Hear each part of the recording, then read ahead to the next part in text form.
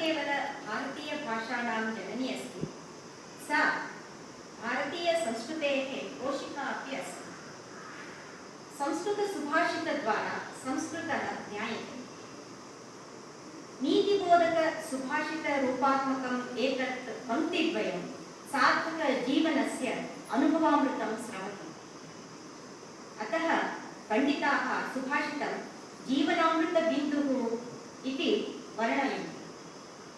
विश्वकवि रवीन्द्रनाथ ठाकुरः सुभाषितं विवेकगुटिका इति शब्देन वर्णितवान् अस्ति।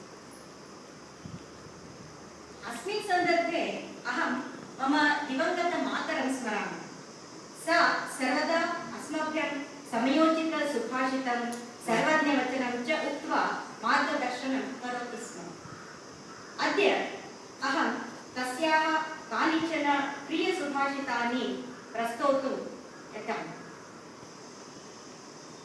अजरामरवत्प्राज्ञः विद्याम् अर्थं च साधयेत्, गृहीतमिव केशेषु मृत्युना धर्ममाचरेत्। अर्थं मह्यं जरा मरणस्य भयं नास्ति। जरा इत्युक्ते वृद्धाप्यं। वृद्धाप्यस्य मरणस्य भयं मह्यं नास्ति। अहं चिरञ्जीवी अस्मि।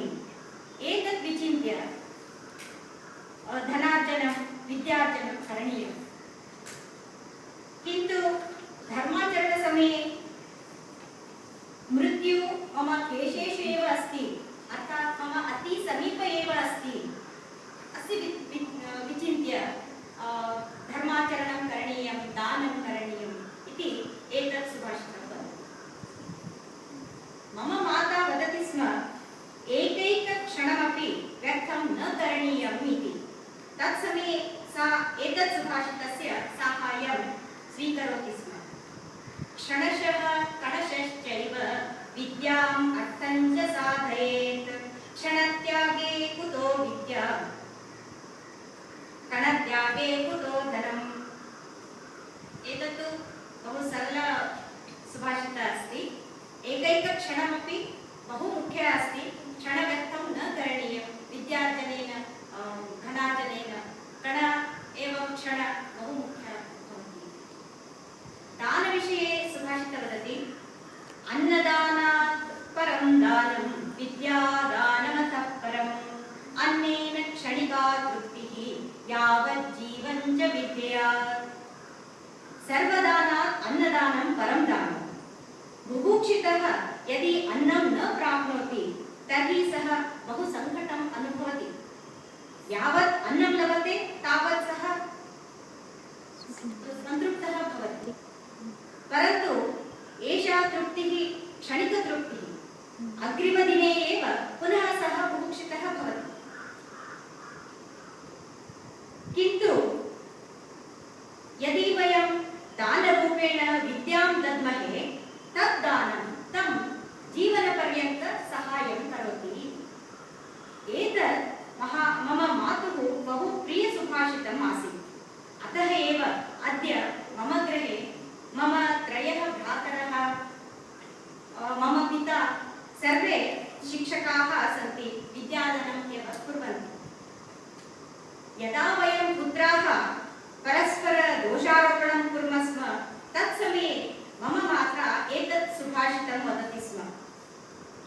अन्यस्य दोषं पश्यन्ति सुसूक्ष्ममपि तत्पराः, स्वनेत्रमिव न ईक्षन्ते स्वदोषं मलिना जनाः। इत्युक्ते मलिना जनाः सर्वदा अन्यस्य अल्पदोषानपि बृहत् कृत्वा पश्यन्ति। किन्तु यथा मनुष्यः स्वनेत्रद्वयं द्रष्टुं न शक्नोति, तथैव स्वदोषानपि न द्रष्टुं शक्नोति। सज्जनाः स्वदोषं पश्यन्ति एवं परिष्कुर्वन्ति च। एतमेव असङ्ख्यानि सुभाषितानि अस्माकं स्वस्वभावस्य परिष्करणं कर्तुं साहाय्यं कुर्वन्ति।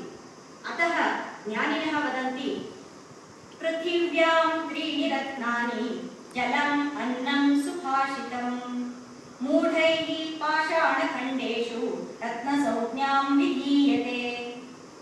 ये पाषाणखण्डं रत्नं मन्यते ते जनाः मूढाः इति।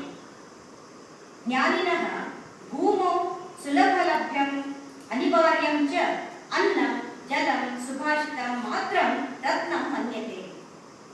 अतः आगच्छन्तु सुभाषितरत्नानां सदुपयोगं कुर्मः, सज्जनाः भवेम। धन्यवादः।